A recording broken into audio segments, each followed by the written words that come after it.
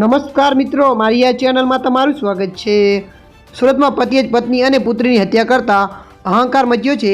સાથે સાથે આરોપી તેની માતા પિતાને પણ ચપ્પુના ઘા માર્યા છે, જેમને સારવાર હેઠળ ખસેડવામાં આવે છે। તો આ ઘટનામાં આરોપી સ્મિત જીયાણીએ પોતાને પણ ગળાના ભાગે ચપ્પુના ઘા મારતા તેને સારવાર હેઠળ ખસેડવામાં આવ્યો છે। લોકોના મગજ કેવા હોય છે અને ક્યારે શું કરી દે છે તેની ખબર જ નથી પડતી। આવી જે ઘટના સુરતના સરથાણા વિસ્તારમાં બની છે, જ્યાં પતિએ આવેશમાં આવીને તેની પત્ની અને બાળકીની તો હત્યા કરી નાખી, પરંતુ તેના માતા પિતાને પણ ચપ્પુના ઘા મારી દીધા અને ત્યારબાદ તેણે તેના ગળાના ભાગે ચપ્પુના ઘા મારી પોતાને પણ ઈજાગ્રસ્ત કર્યો છે। પરિવારમાં અંદર મન દુઃખ ચાલતું હોવાથી આ ઘટના બની હોવાની પ્રાથમિક માહિતી મળી રહી છે।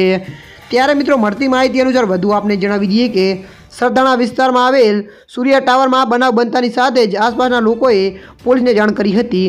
તો પોલીસે પણ ઘટના સ્થળે પહોંચીને વધુ તપાસ હાથ ધરી છે અને પરિવાર અન્ય સભ્યોની પૂછપરછ કરી રહી છે।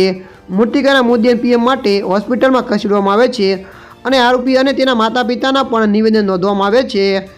ત્યારે મિત્રો, હાલ માટે આટલું। મળીશું નવી અપડેટ સાથે। જો વિડીયો તમને પસંદ આવે, લાઇક, શેર અને સબસ્ક્રાઈબ કરી નાખજો।